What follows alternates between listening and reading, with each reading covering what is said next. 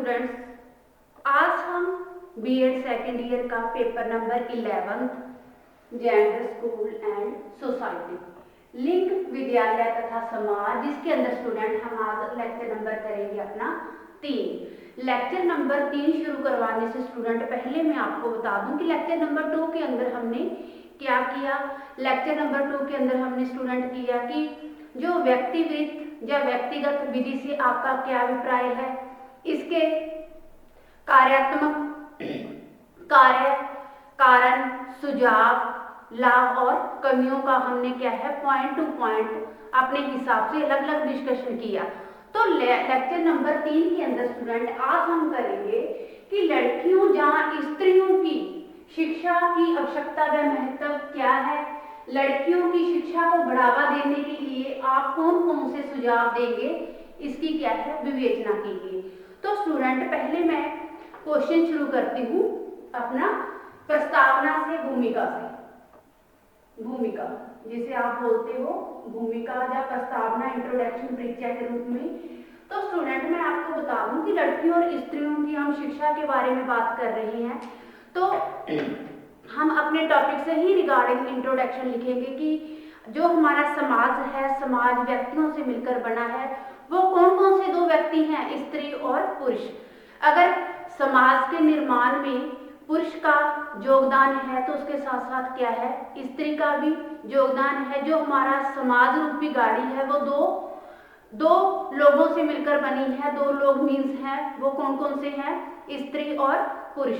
अगर समाज में जो समाज की गाड़ी है दो लोगों से मिलकर बनी है, उसमें से स्त्री और पुरुष दोनों का अपनी अपनी जगह पर अलग अलग जो है अपना अपनी जगह पर अपना अपना योगदान है। इसमें से अगर एक पहिया मीन्स पुरुष और स्त्री को अशिक्षित रखा जाता है तो क्या है हमारा समाज कमजोर है, पिछड़ा हुआ है।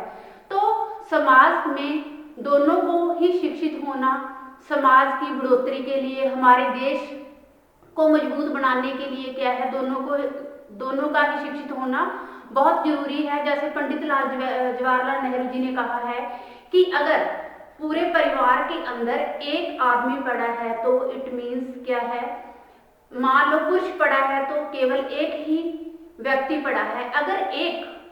अगर पूरे परिवार के अंदर एक स्त्री पढ़ी है तो मान के चलो कि पूरा परिवार ही शिक्षित हुआ है। पहले क्या होता था स्टूडेंट की जो हमारा समाज है, समाज के अंदर जो स्त्री थी, स्त्री को क्या है भोग की वस्तु और घर तक ही सीमित रखा जाता था। लेकिन जैसे जैसे स्त्री को आगे लेकर आना शुरू किया तो स्त्री भी शिक्षित होना आरंभ हो गई और वह अपने अधिकारों और कर्तव्यों के प्रति जागरूक होगी। पहले क्या है जो स्त्री को भोग की वस्तु समझा जाता था, स्त्री को शिक्षा से अशिक्षित रखा जाता था, उसे अपने अधिकारों और कर्तव्यों के बारे में कोई जानकारी नहीं, तो इस प्रकार वो क्या है उनका हनन होता गया धीरे धीरे।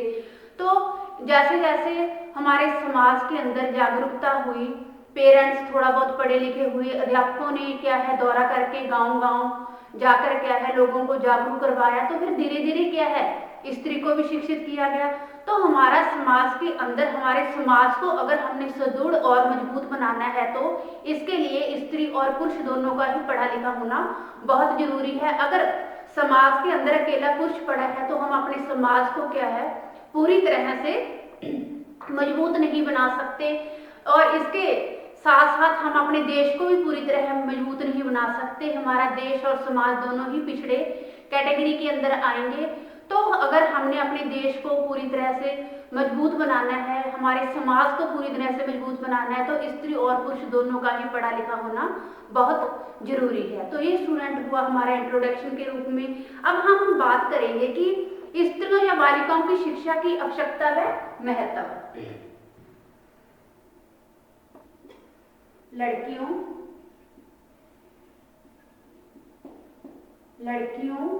जहां स्त्रियों की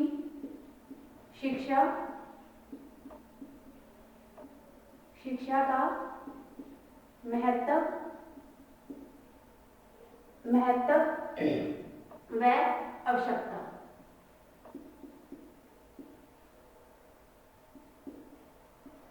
अब हम स्टूडेंट क्या है, इसके अंदर हम पॉइंट टू पॉइंट डिस्कशन करेंगे।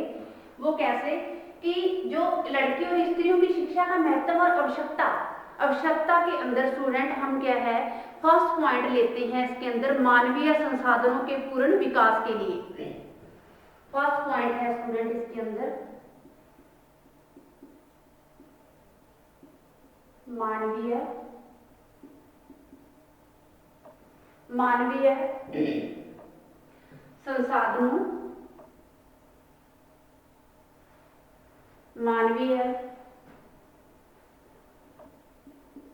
संसाधनों के विकास के लिए।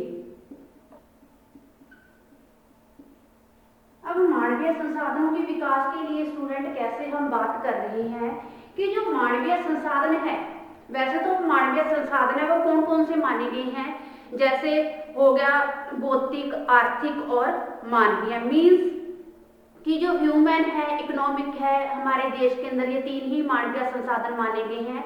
वो कौन कौन से हैं स्टूडेंट? भौतिक, आर्थिक और क्या है जी, आप लगा लो मानवीय, जो मानव के अंदर आता है ह्यूमन। तो ये मानवीय संसाधनों के साथ साथ स्त्री भी एक हमारे लिए ऐसा संसाधन है, ऐसा मानवीय हमारे पास वस्तु है हमारे पास, जिसे शिक्षित करना क्या है हमारे देश की जागरूकता के लिए, देश को मजबूत बनाने के लिए, समाज को मजबूत बनाने के लिए क्या है बहुत अधिक आवश्यकता है। तो इन सब में से मानवीय संसाधन सबसे अधिक महत्वपूर्ण है, क्योंकि भौतिक और आर्थिक साधनों का प्रयोग मानव ही करता है। अगर हमने जो तीन मानवीय संसाधन बताए हैं वो कौन कौन से हैं, भौतिक, आर्थिक और मानवीय, अगर ये तीन बहुत जरूरी है तो इन तीन का जो यूज करता है या प्रयोग करता है वो कौन करता है? मानव ही करता है। यदि इसमें से अपेक्षित कौशल व योग्यता न हो तो ये संसाधन कार्य सिद्ध क्या है व्यर्थ सिद्ध होते हैं। ये हमारे लिए इनका कोई क्या है, कोई हमारे लिए यूजेबल ही नहीं है। तो स्टूडेंट महिलाएं भी हमारे राष्ट्र के मानवीय संसाधन हैं, अतः उनके व्यक्तित्व का समुचित विकास होना हमारे राष्ट्र के लिए क्या है बहुत आवश्यक है। तो जैसे इसके लिए सबको शिक्षित होना बहुत जरूरी है। इसके संदर्भ में भारतीय शिक्षा आयोग का कथन उल्लेखनीय है कि भारतीय संसाधनों के पूर्ण विकास के लिए महिलाओं शिक्षा पुरुषों से अधिक महत्वपूर्ण है, क्योंकि जो जहाँ जिस समाज के अंदर अकेले पुरुष है वो समाज इतना सुदृढ़ हो ही नहीं सकता। जैसे मैंने भी मानवीय संसाधनों के ऊपर क्या है, मानवीय संसाधनों के विकास के लिए कि जो मानवीय संसाधन भौतिक, आर्थिक और क्या है मानवीय बताए गए हैं, इनका प्रयोग मानव ही करता है। अगर इनका प्रयोग हमारे लिए व्यर्थ सिद्ध हो रहा है तो ये हमारे किस काम के? तो जो स्त्रियां हैं वो भी हमारे देश के लिए एक मानवीय संसाधन है। और पुरुषों की ये किसने कहा है? ये कहा है भारतीय शिक्षा आयोग ने कहा है कि हमारे देश के अंदर मानवीय संसाधनों के पूर्ण विकास के लिए महिलाओं की शिक्षा पुरुषों से क्या है अधिक महत्वपूर्ण है अकॉर्डिंग टू पुरुषों के। अगला पॉइंट है पूर्ण साक्षरता के लक्ष्य को प्राप्त करने के लिए। नेक्स्ट पॉइंट है पूर्ण साक्षरता के लक्ष्य को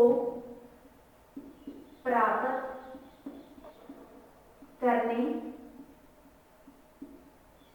करने के लिए।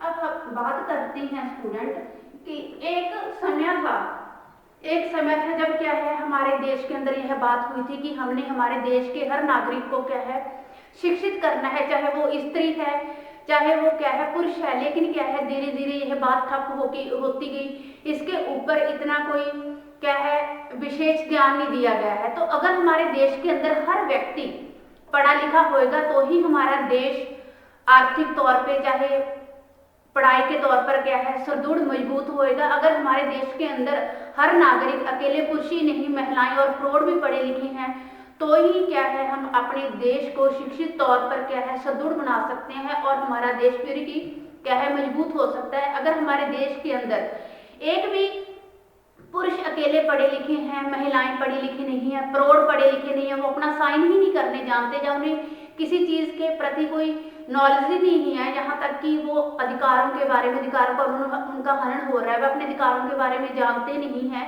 तो क्या हमारे देश के अंदर हम सारे लोगों को पढ़े लिखे मान सकते हैं? नहीं। अगर हमने अपने देश के अंदर पूर्ण साक्षरता के लक्ष्य को प्राप्त करना है तो हमारे देश के अंदर क्या है, सभी को, चाहे वो पुरुष है, चाहे वो स्त्री है, चाहे कोई बालक है, चाहे वो प्रौढ़ है, सभी को पढ़ाई के क्षेत्र के अंदर क्या है, आगे लेकर आना होगा। तो ही हमारे देश के अंदर हम अनपढ़ता, जो हमारे देश के लिए अभिशाप है, हमारे समाज के लिए अभिशाप है, उसे हम क्या है, दूर कर सकते हैं। नेक्स्ट पॉइंट है स्टूडेंट की सामाजिक परिवर्तन के लिए। नेक्स्ट पॉइंट है सामाजिक परिवर्तन के लिए। सामाजिक परिवर्तन के लिए अब हम बात करते हैं कि पढ़ाई, जो एजुकेशन है, वो सामाजिक परिवर्तन में कैसे। देखिए स्टूडेंट की कोई भी समाज तब तक प्रगति नहीं कर सकता जब तक वहां के निवासी प्रगतिशील सामाजिक परिवर्तनों को नहीं अपनाते। भारतीय समाज एक बंद समाज रहा है। यहाँ के लोग क्या है, पुराने तौर तरीकों से मुंह ही नहीं मोड़ते। वो क्या है, पुराने रीति, बेशक फिर उस एंगल से अगर सोचा जाए तो वहाँ बेशक औरतें कितनी ही पढ़ी लिखी हैं, लेकिन जब वो उनकी परंपराएं, जो पुराने रीति रिवाज है, पुरानी पखंड रूढ़ियां जो हैं, परंपराएं हैं, उनसे बाहर ही नहीं निकलना चाहते, तो वो समाज कैसे पढ़ा लिखा हम मान सकते हैं, कैसे वो समाज प्रगति के क्षेत्र में आगे जाएगा। तो स्टूडेंट एक एजुकेशन ही हमारे पास ऐसी है जो पुरुषों को शिक्षित करने के साथ साथ क्या है, वहाँ की महिलाओं और स्त्रियों को भी शिक्षित किया जाए, ताकि वो पुरानी जो रूढ़ियां हैं, जो पुरानी परंपराएं हैं, उनको तोड़कर आगे निकले और समाज के अंदर क्या है, जितना एक स्त्री परिवर्तन ला सकती है अकॉर्डिंग टू पुरुष, वो क्या है, अकेला पुरुष परिवर्तन ही नहीं ला सकता। यहाँ पहले वो क्या है, अपने परिवार के अंदर, अपनी फैमिली के अंदर चेंज लेके आती है, फिर फैमिली से क्या है, बच्चे अपनी माँ के संपर्क में आते हैं, फिर धीरे धीरे क्या है, समाज में परिवर्तन आना शुरू हो जाता है। तो सामाजिक परिवर्तन के लिए जो स्त्रियां और महिलाएं हैं, उनको भी जागरूक करना बहुत जरूरी है। अगला पॉइंट है महिलाओं में जागरूकता लाने के लिए।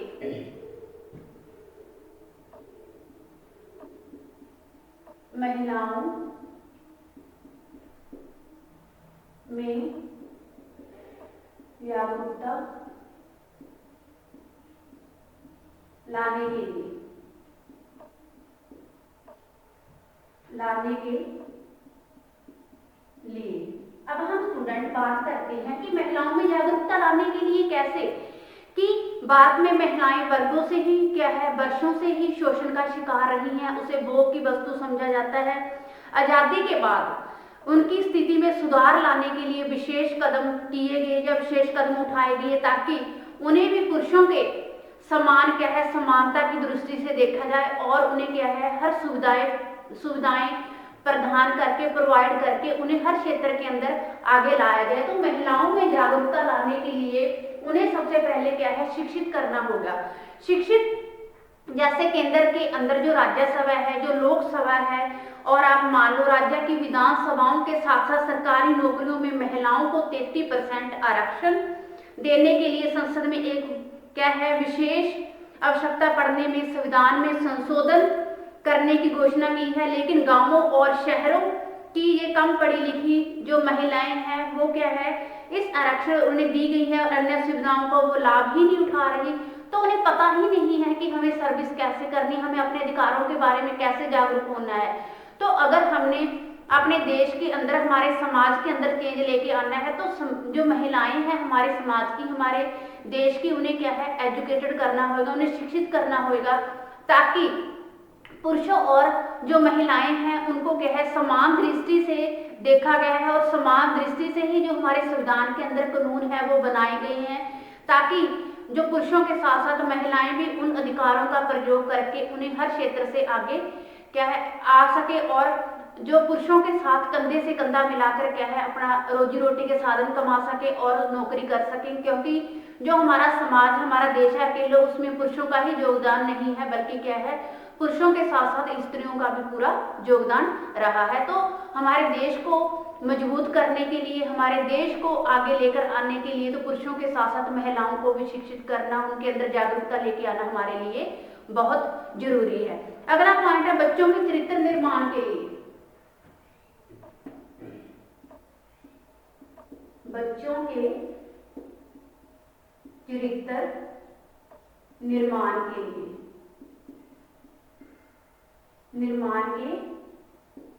लिए, अब हम स्टूडेंट बात करते हैं कि बच्चों के चरित्र निर्माण के लिए कैसे, क्योंकि बच्चों के ऊपर बात आई है स्टूडेंट की अगर देखा जाए हमारे परिवार के अंदर अगर अकेला पुरुष पड़ा है तो समझो कि एक सिंगल इंसान ही पड़ा है। अगर सोचा जाए अगर पूरी जैसे पंडित जवाहरलाल नेहरू जी ने कहा कि अगर समाज के अंदर एक स्त्री पड़ी है तो ऐसा मान के चलो कि पूरा फैमिली ही पड़ी है। अगर हम बात कर रहे हैं कि बच्चों के चरित्र निर्माण के लिए कैसे, अगर हमने अपने बच्चों को अच्छा संस्कार देने हैं, अच्छे उनके चरित्र का निर्माण करने हैं, क्योंकि जो बच्चे हैं वो बच्चे क्या है राष्ट्र का निर्माता होते हैं। इसलिए कोठारी योग ने भारत का भाग्य बच्चों को कहा है। प्लेटो ने जैसे कहा है कि राष्ट्र का निर्माण के लिए देवदार वृक्ष और ईंट पत्थरों से नहीं होता, इसका निर्माण तो उन लोगों के चरित्र से होता है जो उनमें क्या है रहते हैं। इसलिए अगर हमने बच्चों के चरित्र को अच्छा बनाना है, अच्छे हमारे देश के निर्माता बनाना है, या हमारे देश की जिसे हम आने वाली क्या है जागरूक पीढ़ी बोल सकते हैं, तो इसके लिए हमें किस चीज की आवश्यकता है? इसके लिए हर समाज के अंदर, हर परिवार के अंदर स्त्री का पढ़े लिखा होना बहुत जरूरी है, क्योंकि बच्चे की जो फर्स्ट अध्यापक होती है वो कौन होती है? उसकी माँ होती है। जैसे रूसो ने कहा है कि जो प्रारंभिक स्कूल होता है वो उसका घर होता है, और बच्चे की जो माँ होती है वो अध्यापक के रूप में फर्स्ट क्या है परिचारिका होती है। तो जो बच्चे का निर्माण करने के लिए एक माँ का एक स्त्री का योगदान रहता है, वो पुरुषों का योगदान नहीं रहता। तो बच्चों के अच्छे चरित्र के लिए हमें क्या है हर स्त्री और हर महिला को पढ़ा लिखा होना बहुत जरूरी है। अगला पॉइंट है कि नेक राष्ट्रीय समस्याओं के समाधान के लिए, अनेक राष्ट्रीय समस्याओं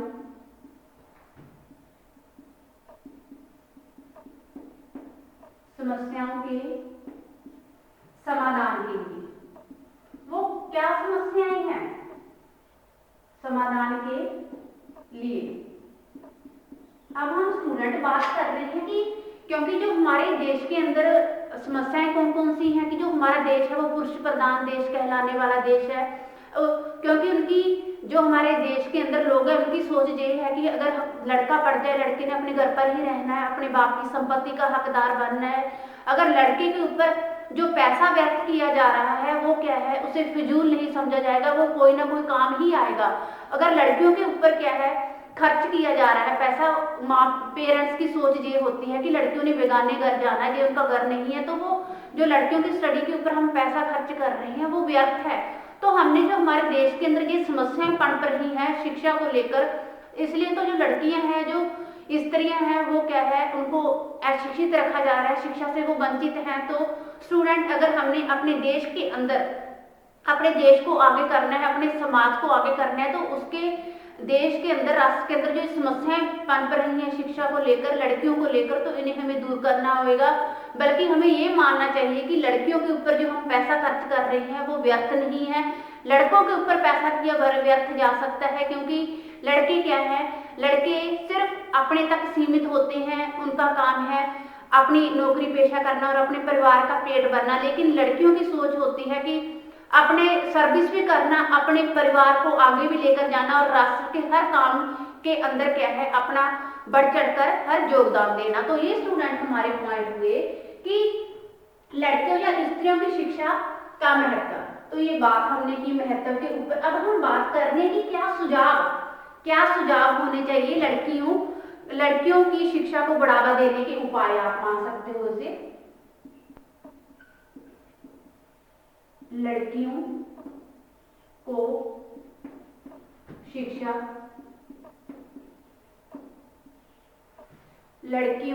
की शिक्षा को बढ़ावा देने के उपाय। अब मान के चलते हैं कि लड़कियों को शिक्षा को बढ़ावा देने के उपाय कौन कौन से हैं। जैसे हमें फर्स्ट पॉइंट लेते हैं इसके अंदर कि लोगों की सोच को बदलना। फर्स्ट पॉइंट है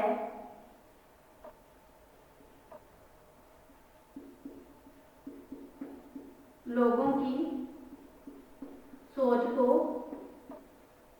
बदलना। अब लोगों की सोच को बदलना कैसे, वो कैसे आगे जो बढ़ावा है या सुझाव है, कैसे वो हमारे लिए सही है। तो स्टूडेंट क्या है, रूढ़िवादी देश के लोगों की सोच को बदले बिना लड़कियों को शिक्षा बढ़ावा नहीं क्या है दिया जा सकता। उन्हें यह बताना जरूरी है कि लड़कियों को शिक्षा उतनी ही जरूरी है जितने की लड़कों की, क्योंकि अगर हम लोगों की सोच बदलना हम बात कर रहे हैं, जो हमारे देश के अंदर अनपढ़ पेरेंट्स हैं, अनपढ़ लोग हैं, उनकी सोच ये है कि हमें क्या है लड़कियों को अनपढ़ रखना चाहिए। इससे क्या है लड़कियां अपने अधिकारों और जो उनके अधिकार हैं उनसे उनका क्या है हनन होता है। लड़कियों को क्या है घर की कार्य तक ही सीमित रखा जाता है, लड़कियों के साथ अन्याय होता है और उन्हें क्या है भोग की वस्तु समझा जाता है। लड़कियों को शिक्षित करने के लिए हमें घर से लेकर समाज के लोगों को क्या है उनकी सोच को बदलना होगा।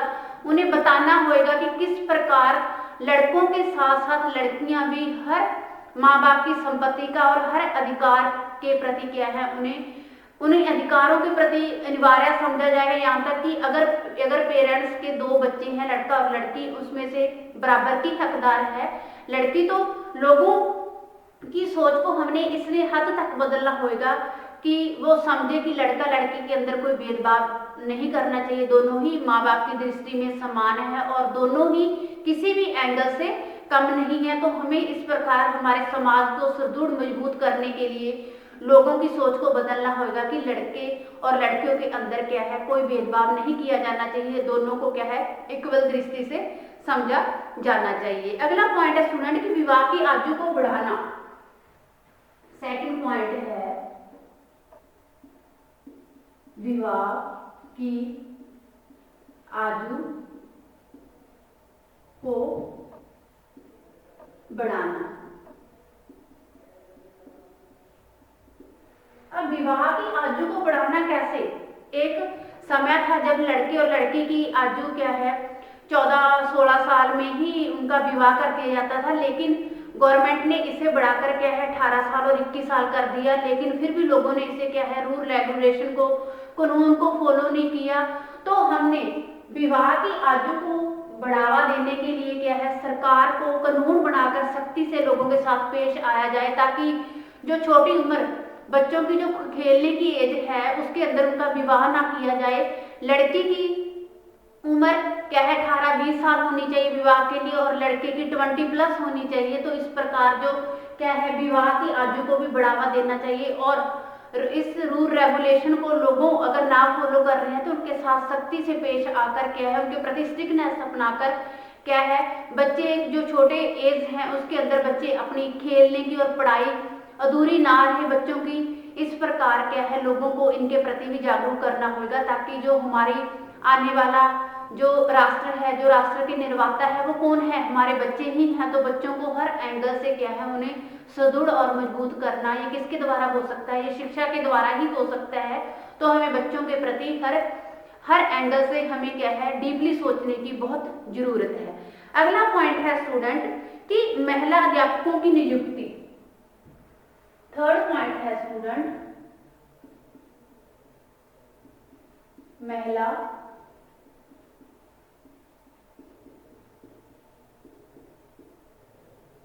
अध्यापकों की नियुक्ति। जैसे आप क्या है पॉइंट से ही समझ गए स्टूडेंट कि जो हमारे पेरेंट्स हैं, पेरेंट्स की ये सोच होती है कि जो हमारी लड़कियां हैं जो स्कूल के अंदर जाएंगी वहां पे क्या है टीचर है। टीचर कौन है? पुरुष हैं, पुरुषों को ही नियुक्त किया जाता है। तो अगर हमने अपने देश की लड़कियों को पढ़ाना है, हमारे देश को हमारे समाज को सुदृढ़ करना है, तो हर जो गवर्नमेंट को ये भी फैसिलिटीज दी जानी चाहिए कि पुरुषों के साथ साथ जो स्त्रियां हैं उन्हें भी क्या है जो टीचर पद पर शिक्षक पद पर क्या है महिलाओं को भी नियुक्त किया जाना चाहिए, ताकि हर पेरेंट्स की सोच बदले कि जो महिलाएं हैं वो भी किसी की लड़कियां होंगी, वो भी किसी पद पर हैं तो वो भी पढ़ लिख कर यहाँ तक आएंगी। तो इस प्रकार क्या है हमारे देश की सोच बदलेगी और क्या है हर पेरेंट्स ये सोचेगा कि मैंने स्कूल तक भेजना है और हमारी जो लड़की है, जो महिला अध्यापक है, उसको देखकर ही उसने भी, हमारी लड़की ने भी इस क्या है पद तक पहुंचना है। तो हर स्कूल के अंदर जो महिला अध्यापकों की नियुक्ति भी होनी बहुत जरूरी है। अगला पॉइंट है स्टूडेंट, अभिभावकों की शिक्षा।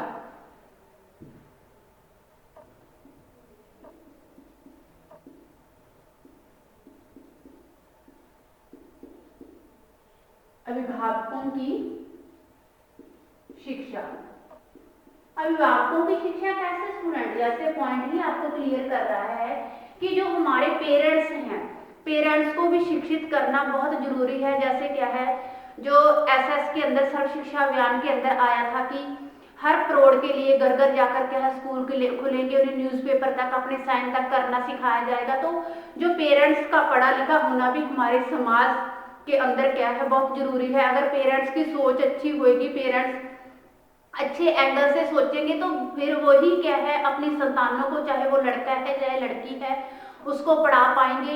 इस प्रकार जो हमारे देश को सुदृढ़ करने के लिए, मजबूत करने के लिए, हमारे समाज को उनकी सोच बदलने के लिए, जो वो पुरानी क्या है परंपराएं हैं, रूढ़ियों से बाहर निकल ही नहीं रही हैं, उनकी सोच विकसित ही नहीं हो रही है। वो सोच विकसित किसके साथ होएगी? समाज के साथ होएगी। समाज में अगर हर इंसान पढ़ा लिखा होएगा तो इस प्रकार जो क्या है हमारे देश को अगर जरूरत है वो क्या है अभिभावकों की शिक्षा की बहुत जरूरत है, ताकि हर संतान के, हर लड़का लड़की के पेरेंट्स पढ़े लिखे हो, ताकि क्या है वो अपने संतानों के प्रति इन फ्यूचर, जो उनके फ्यूचर के लिए अपना रवैया बदले और अपनी सोच विकसित करे। तो इस प्रकार हर पेरेंट्स लड़के के साथ साथ लड़की को पढ़ाना भी क्या है आगे पसंद करेगा। वो ये चाहेगा कि लड़की अगर 26-27 ईयर की हो भी गई है तो कोई बात नहीं, क्या है उनकी शिक्षा अधूरी न रहे, उनको किसी न किसी तरह से हम स्टैंड हमारा करने के लिए क्या है बहुत जरूरी है। तो स्टूडेंट क्या है अभिभावकों की शिक्षा भी होना बहुत जरूरी है। अगला पॉइंट है रोचक व उपयोगी पाठ्यक्रम। सेकंड पॉइंट है स्टूडेंट रोचक व उपयोगी पाठ्यक्रम।